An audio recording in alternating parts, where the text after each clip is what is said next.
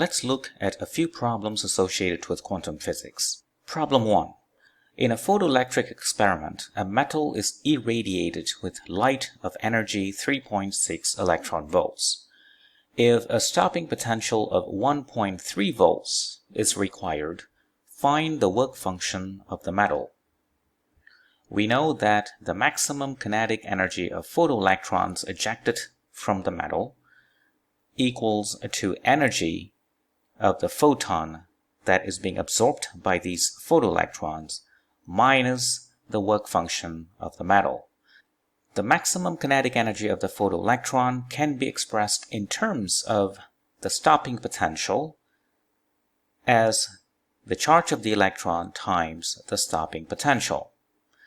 So this expression equals the energy from the absorbed photon minus the work function.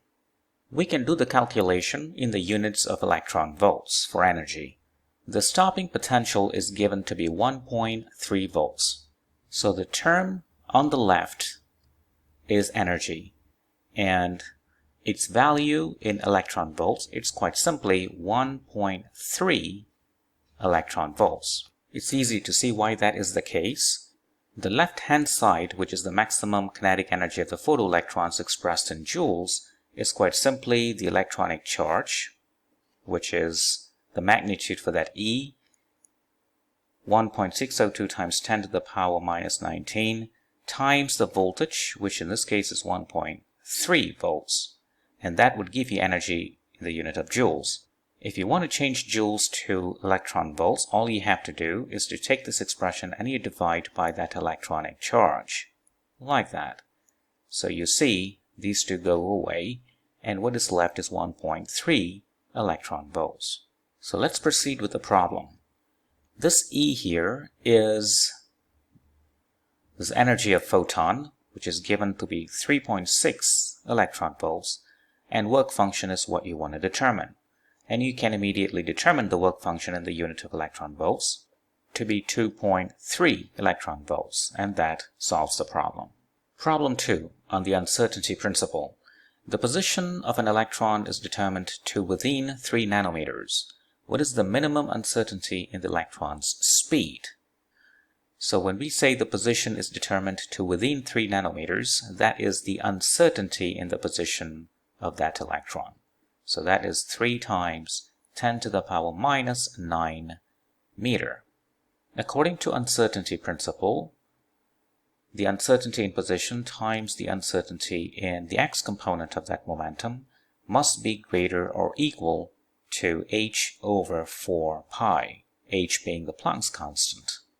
Since the x component of the momentum equals the mass of that electron times the x component of the velocity of the electron, then the uncertainty in the x component of the momentum is quite simply the mass of the electron times the uncertainty in the x component of the velocity. So let's substitute this for that.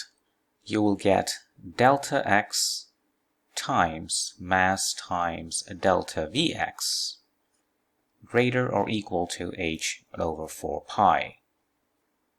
So let's express the uncertainty, the x component of that electron's velocity, and that's going to be greater or equal to h over 4 pi times delta x times the mass of the electron. So we take all this to the other side. So let's substitute the numbers. H is 6.626 times 10 to the power minus 34 joules second over 4 pi times the uncertainty in position is given by that 3 times 10 to the power minus 9 meter, and m is the mass of the electron, which is 9.11 times 10 to the power minus 31 kg, which will give you the following for the uncertainty in the electron's speed: 1.9 times 10 to the power 4 meter per second. So the minimum uncertainty in the electron's speed is that number, because overall the uncertainty must be greater or equal to that number. So 1.9 times 10 to the power 4 meter per second is the minimum uncertainty. And that solves the problem. Problem 3 is on de Broglie wavelength. An electron is accelerated from rest through a potential difference of 150 volts. Determine the electron's speed and the de Broglie wavelength. So let's assume the region within which the potential difference is working is represented by the two crosses. So this is a positive potential point, this is a negative potential point. So let's assume the electron starts from there and move that way. So by the time it gets to that point, let's assume this speed is v. So the gain in its kinetic energy, which can be written as half times its mass times the square of the speed, must be the same as the electric potential energy, given by the product of the electronic charge and the potential difference. So we want to solve for the electron's speed, and that can be determined by rearranging the term. So V becomes 2 times the electronic charge times the potential difference over the electronic mass square root. Let's substitute the numbers. You get 2 times the electronic charge is 1.602 times 10 to the power minus 19 coulomb. The potential difference is given to be 150 volts divided by the mass of the electron, which is 9.11 times 10 to the power minus 31 kg, and you take the square root of all that. And when you do the calculation, that will give you the speed as 7.3 times 10 to the power 6 meter per second.